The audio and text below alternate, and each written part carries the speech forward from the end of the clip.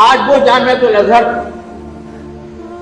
وہ جامعہ ازہر جس نے علامہ سیوطی کو پیدا کیا، آج وہاں سے سود کے حلال ہونے کا فتویٰ نکل رہا ہے۔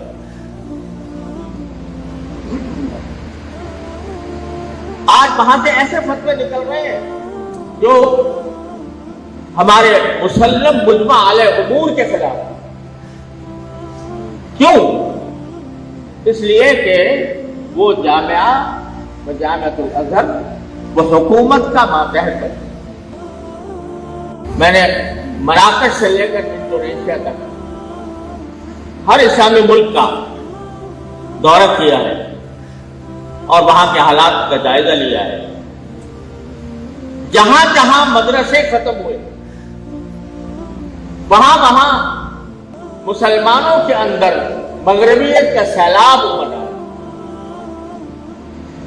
آج بھی محقق علماء موجود ہیں، میں خود جانتا ہوں، میری ان سے دوستی ہے، ان کے ساتھ نشستیں رہی اور علم و تحقیق کے میدان میں ان کا کوئی جواب ملنا مشکل ہے، لیکن سب کے اوپر حکومت کا شکنجہ کسا ہو۔ آج وہ جامعۃ الازہر، وہ جامعہ ازہر جس نے علامہ سیوطی کو پیدا کیا، آج وہاں سے سود کے حلال ہونے کا فتویٰ نکل رہا ہے۔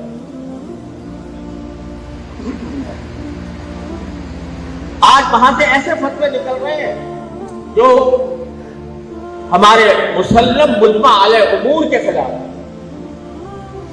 کیوں؟ اس لیے کہ وہ جامعہ جامعۃ الازہر وہ حکومت کا ماتحت ہے۔ ماتحت بننے کے نتیجے میں ان کے اوپر حکومت کا پریشر آتا ہے اور مدرسے کی وہ روح جو ان گوریوں کے اوپر، ان چٹائیوں کے اوپر، ان دریوں کے اوپر پروان کرتی ہے، وہ روح وہاں پر غائب ہو چکی ہے۔ اس کا نتیجہ یہ ہے کہ پریشر سہارنے کی طاقت ہے اور وہ جو حکومت چاہتی ہے اس کے چشم و ابرو کا اشارہ دیکھ کر اس کے مطابق فتوے بھی جاری ہو رہے ہیں۔